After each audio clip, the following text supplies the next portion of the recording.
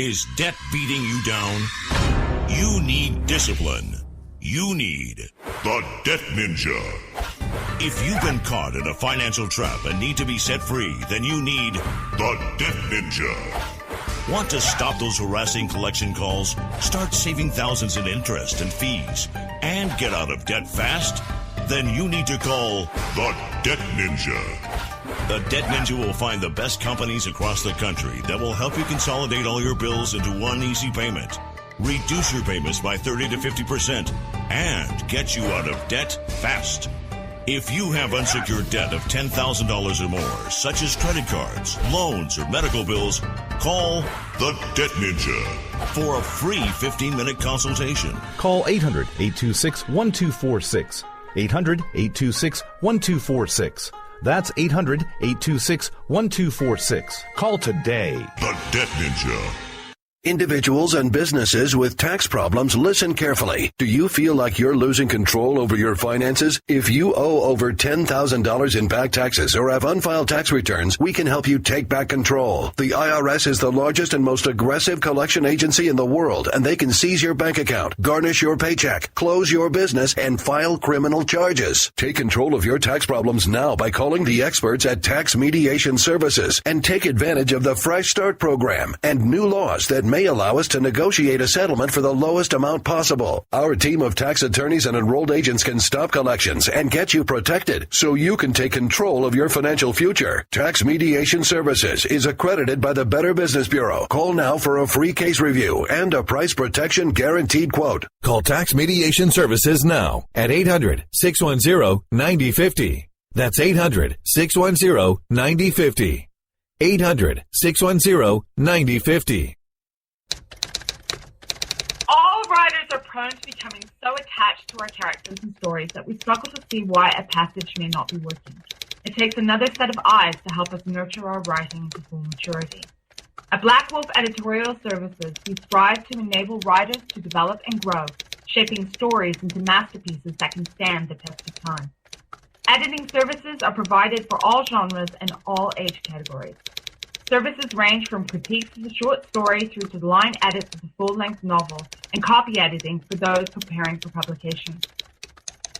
We also offer assistance on generating a writer's bio for your websites, as well as help with those book blurbs and promotional material. We won't abandon you to the masses. We want to celebrate with you in your successes. Black Wolf Editorial Services, nurturing your writing into maturity. For a full list of services and prices, visit us at blackwolfeditorial.com.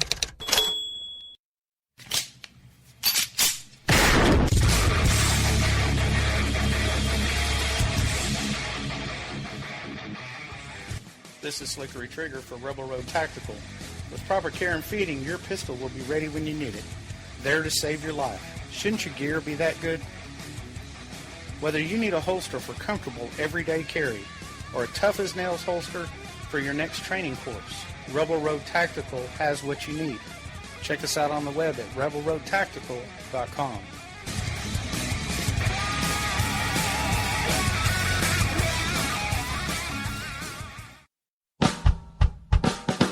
You're listening to the Spark Radio Network, internet radio like you've never heard before.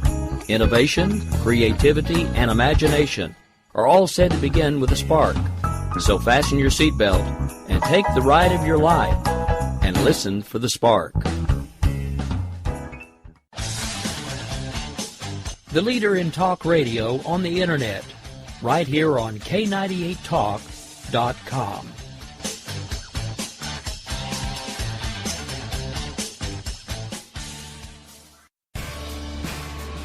My name is Jessie. I'm a United States Special Forces widow. This gives me a unique perspective on the world around us. If you're willing to listen, I'll tell you how I see it, and I won't pull any punches. This is my POV, which stands for point of view.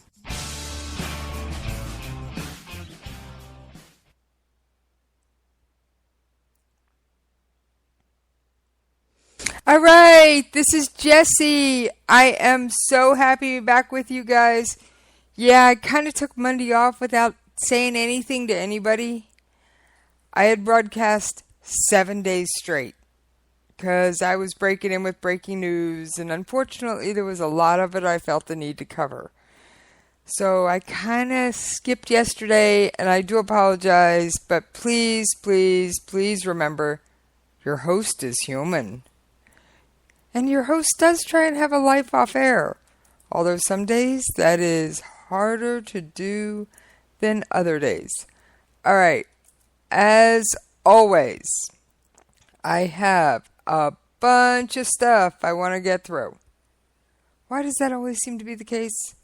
All right, up front, if you're looking for news on the RNC other than the fact that it exists this week, look elsewhere. No RNC news here. Now, I may be doing a political special on Saturday, but we're going to have to wait and see if the guest actually follows through. So, and I know the voting's going on live right now, so, hey, you don't want to tune in and find out what's going on besides the RNC where we already know the result? Listen in here or download me later and catch me while you're jogging or taking the dog for a walk. Or listen to me while you're out chasing Pokemon. No, I don't play. Don't even get me started. I have no intention of playing. I know people who do, but your host does not. So if you're looking for a Poke friend, wrong answer.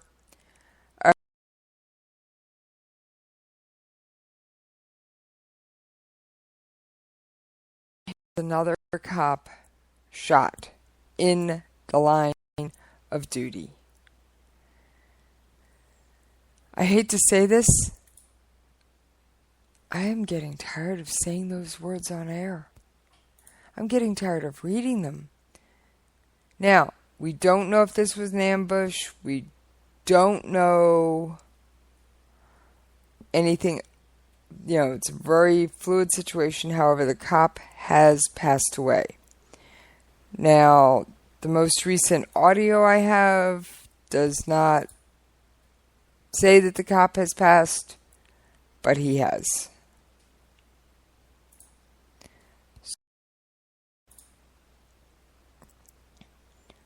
All right.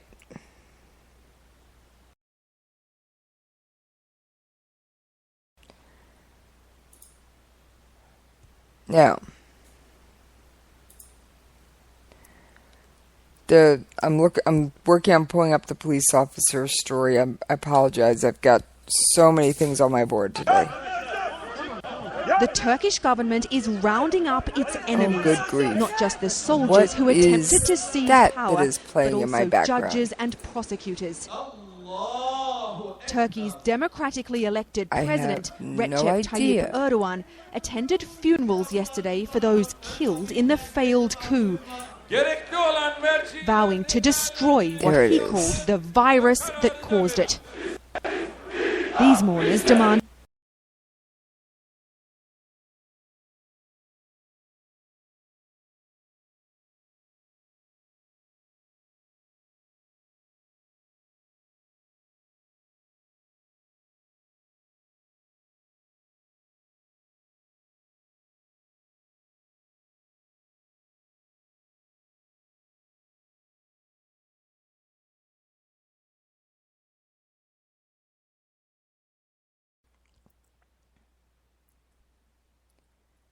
Alright, I think we're back. I apologize for the brief cutout. That wasn't cool. I don't know if... Oh boy, this console is acting up today. So, I'm going to start a feed of my own in the background just so I can make sure that I don't lose my connection and not realize it. Alright. So if you hear me real quietly being doubled up, yeah, it's kind of intentional. I've got it playing real soft on my iPad. Alright, now, I do have a clip about the officer that was killed in Kansas. Let's take a listen. just in, and word coming in over the past hour and a half, 2 hours or so, that a police officer has been shot in Kansas City, Kansas. I thought it was Missouri. Is it Kansas? The chief there says the officer is alive but in critical condition. Investigators say they have one suspect in custody. Police say they were responding to what they called an armed disturbance when the officer was shot. At this stage, it does not appear to be any sort of ambush or anything like that, but it comes after the recent police shootings in Dallas and Baton Rouge. And again, it is a Kansas City, Kansas police officer who was shot. At this moment, unknown condition. There's a story from the Kansas City Star newspaper today of a woman coming out of this house where the police had staged, talking to authorities and then yelling at someone in the house. We know one in custody, they're having discussions with one other, and we do not know the condition of the officer, except at last report the officer was critical, and the Kansas City, Kansas police public information officer says that they're asking for prayers. All right, I do have an update on that. The police officer has died, responding to a call Tuesday, it was today. The local media is quoting officials identifying the officer as 46-year-old Captain Robert Melton. Police are believed to have arrested 2 suspects and are looking for another. And according to TJ Tomazik of the Kansas City Police, they said it was too early to tell why the officer was shot. So that is the update on the police officer. That is probably the only domestic story I am covering today. I've got other things that involve the U.S., but they're not domestic, so to speak. All right. Our good friends, North Korea. They're at it again. They're at it again. Yes, they are. They launched not 1, not 2, but 3 missiles yesterday. Now, what makes this launch different from every other launch? All right, they launched them from their west coast. Normally they launch stuff off their east coast and dump it in the ocean. This time, they launched off the west coast, and which means they overflew the entire peninsula of North Korea, which means they were pretty confident about this. All right, got some audio. Let's take a listen. When Kim Jong-un's upset, check your radars. North Korea launching 3 ballistic missiles early Tuesday in clear defiance of UN sanctions. The U.S. military says they were 2 Scud missiles and a domestic Rodong. Reuters' Tony Monroe explains there's little doubt this time why the supreme leader is angry. North Korea is under intensifying global pressure, and it is acting defiantly. It is very unhappy about the decision by the United States and South Korea to cite a THAAD anti-missile battery in South Korea. It said that it was going to make a physical response to the decision to base a THAAD battery in South Korea. Today's launch of 3 missiles may well be that response or part of that response. Pyongyang has seen some mixed results when it comes to missile launches, but these flew more than 300 miles out to sea without exploding in midair. These launches were from North Korea's west coast. The missiles flew over the country towards the east. This is a demonstration of real confidence in the capability of these missiles. They're not worried, for example, that they might crash onto North Korean territory. Giving Seoul more cause for concern, the distance the missiles traveled shows they could potentially have hit anywhere in South Korea. The launch also raises the specter of another nuclear weapons test on the horizon. Last week, satellite imagery showed activity at a known North Korean nuclear test site. Some experts saying people spotted at the facility may have been priming it for the country's 5th atomic blast. All right, now, for those of you who don't keep up on this and don't keep up on the latest military acronyms, let's talk about THAAD for just a minute. THAAD, Terminal High Altitude Area Defense System, acronym THAAD. It is designed to shoot down short, medium, and intermediate range ballistic missiles. Just the type of weapons North Korea claims it has. Each THAAD system is comprised of the 5 major components: interceptors, launchers, a radar, a fire control unit, and there's, of course, support equipment. According to Lockheed Martin, the security aerospace company that serves as the prime contractor for the equipment, says the radar detects an incoming missile. Those manning the system identify the threat. In other words, they go friend, foe. Then a launcher mounted to a truck fires the projectile, which Lockheed Martin calls the interceptor. So basically, we're shooting a missile to bring down another missile. Why is South Korea using it?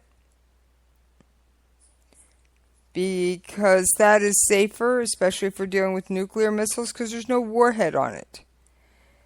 We have things like Patriots to shoot that were used during the first Gulf War to shoot down Scuds. Those have warheads. This doesn't. So they're hoping, and I said hoping, if you hit a nuclear ballistic missile with no warhead, it would hopefully not cause a nuclear explosion. I don't think anyone wants to be the testing ground for that. So, THAAD's been in use in several years. It's in Guam, Hawaii. So, like I said, North Korea is upset because we want to place THAAD in South Korea. THAAD is a defensive weapon. It's capable of shooting down a ballistic missile. I'm not sure if it's capable of shooting down a plane, but I know that United States Air Defense Artillery forces are currently prohibited from shooting down planes anyway at this point. So, that's kind of a moot point. Alright. Now that we've got North Korea out of the way, we're going to move on to the coup in Turkey. Oh yeah, remember that little thing took place late last week? It was a failed coup. So, now I do have some audio, so let's take a listen because this is... Alright. Turkey is blaming, of all things, a Muslim cleric living in Pennsylvania for somehow being behind the coup. Yes, a man living in Pennsylvania supposedly was behind a coup in Turkey. Really? I'd like to know how. How do you organize a coup from half a world away? I know social media is great. I know the internet's great. But I'm not sure that's really a likely thing. All right.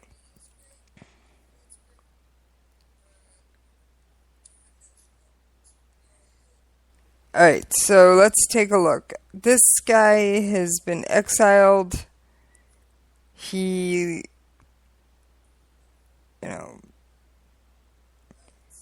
he tucks away in the Poconos, Fethullah Gulen. He's a moderate Turkish Muslim cleric. He's been in self-imposed exile since 1999.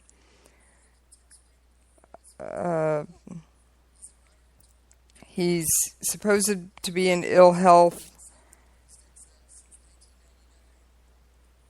except for prayers. He rarely leaves his room. He denies accusations against him by Erdogan. It says he wishes to stay in the United States in what he calls the final days of her life. I'm not seriously concerned about the request for extradition. As it was mentioned, this is not a formal request. Well, it has been made formal by now. like I said, and he even put out a statement condemning the coup. So I'd like to know how Turkey thinks he's involved. Now, of course, I wasn't able to ask that question or find audio on it, but let's take a listen to what I did find. Now, it's kind of long, so we're going to take a listen to it, and then we will go from there. I have previously made this request to President Obama, just orally, during our discussions a couple of times. My Minister of Foreign Affairs also did that. But this week, our written formal request will also be conveyed to the United States and also to a number of Western countries and African countries. We will be sending those requests formally. Your Prime Minister has said, and I quote, "Any country that stands behind him, Gulen, is no friend of Turkey, is engaged in a serious war with Turkey." It's clear that he's referring in the first instance there to the United States. What happens if Washington doesn't arrest or extradite Fethullah Gulen at this point? Çok basit. Bunu zaman zaman ben açıkladım. And I've made this statement previously as well. So first we have to do our formal request. We will ask for the extradition. If there is no positive response to that formal request, then the United States, well, if there is ever anyone, a criminal in the eyes of the U.S., and if they're going to ask for their extradition, well, as the president of the country, I will not allow that. Because no matter who they requested from us, terrorists in their own consideration, we have always extradited those people. However, after this incident, because we have a mutual agreement of extradition of criminals, so now you ask someone to be extradited, you're my strategic partner, I do obey, I do abide by that, but you don't do the same thing, well, of course, there should be reciprocity in these types of things. Even if he is a citizen of the United States, the U.S. should not keep such a terrorist. And the terrorist organization has made its way onto our official document about national security. Therefore, we are strategic partners, we are model partners, and the U.S. has to extradite that individual to Turkey. I do hope that the U.S. will do that. I just want to push you on this because I know you're not a man of idle threats. And as I say, the Prime Minister suggested that any country that stands behind Gulen is engaged in a serious war with Turkey. So I want to get a sense of just how bad things could get at this point. Ben tabii Sayın Başbakanımızın bu ifadeyi nasıl kullandığı... Well, I don't know to what extent or how exactly the Prime Minister used that phrase or sentence, but let me say this. All of the heads of state and government to whom I talked about this issue, they've been giving positive answers or responses to our requests. So they've always favored the mutual cooperation, that our ministers of foreign affairs can come together and work on the issue to such an extent that if we need mutual legislation or agreements, let us also do those, they've told me, so that we can actually extradite people belonging to this organization. On the issue of Fethullah Gulen, he is not on a terror watch list in the United States, so due process there, would you concede maybe different than due process here, should somebody be considered a terrorist? Şimdi eğer olaya böyle bakarsak ayrı bir felaket. Well, if that's the approach you take, then that's another catastrophe, actually. Because when the U.S. asks for the extradition of a terrorist, if Turkey doesn't have that individual on the terror list, what do we say? What do we respond? Now, the individual might not be on your terror list or terrorist list, but if he is on my list, and if we have an agreement on the extradition of criminals, if I make the request, then, well, you should extradite that person. There's been numerous examples of that mechanism working with many other nations as well, not just the U.S. So Bin Laden, right? Bin Laden. Was he a terrorist by Afghanistan's consideration? No. What happened? Well, there was a request, he was not given, but the U.S., of course, took initiative and killed him on the ground. So our bilateral relations and our agreement on the extradition of criminals should dominate and precede actually any inclusion into any list. And we have numerous files that are being prepared as we speak, and they will be submitted to the nations Do we know when? concerned. That'll be this week, will it? This week we are starting that whole process.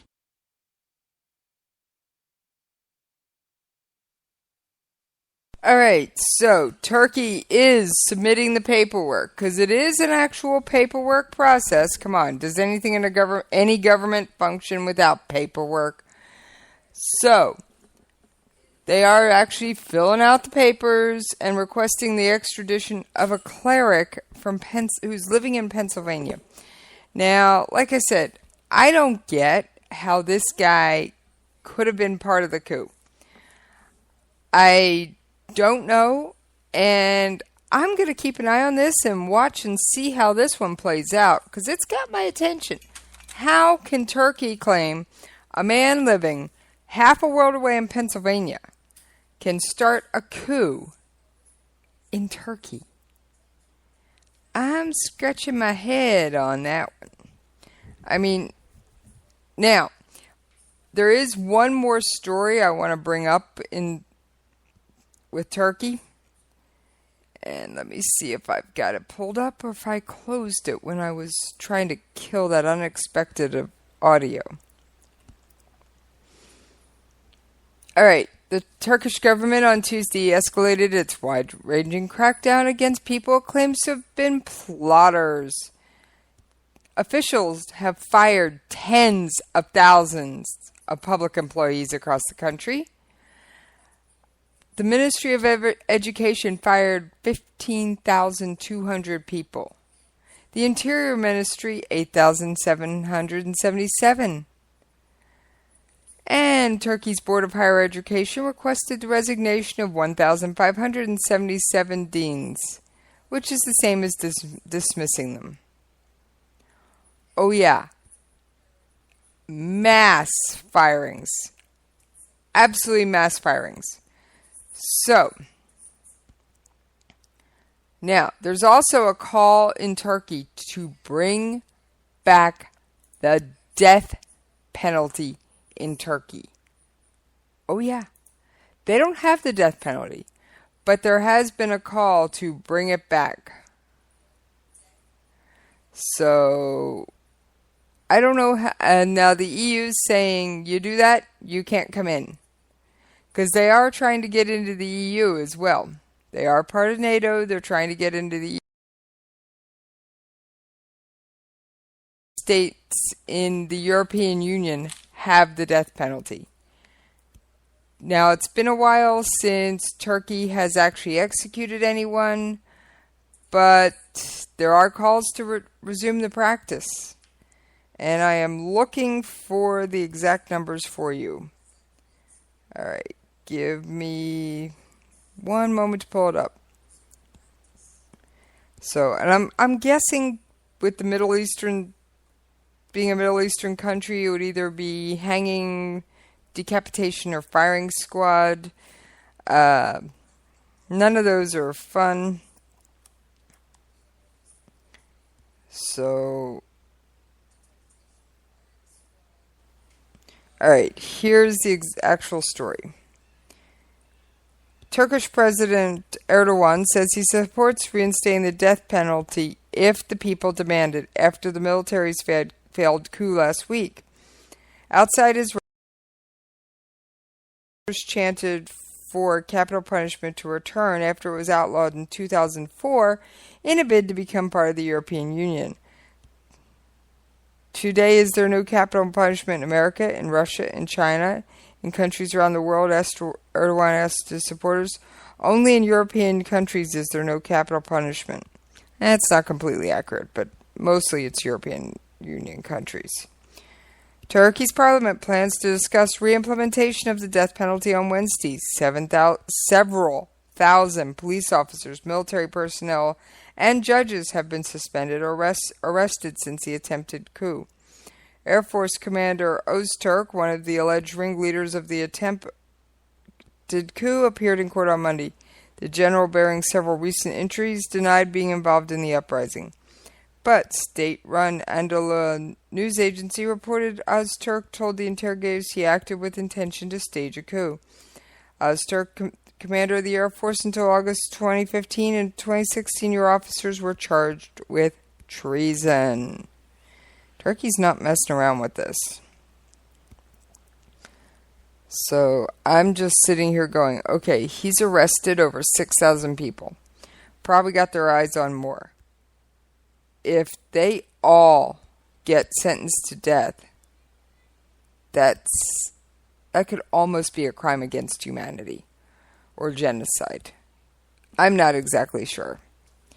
All right, it is bottom of the hour, and we are going to pay those bills. Got to keep those advertisers happy.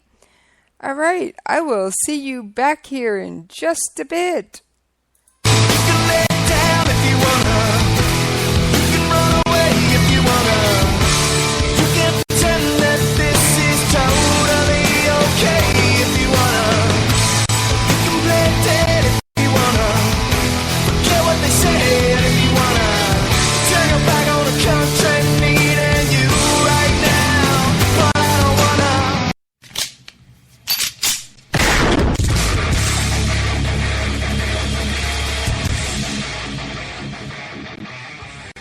This is Slickery Trigger for Rebel Road Tactical. With proper care and feeding, your pistol will be ready when you need it.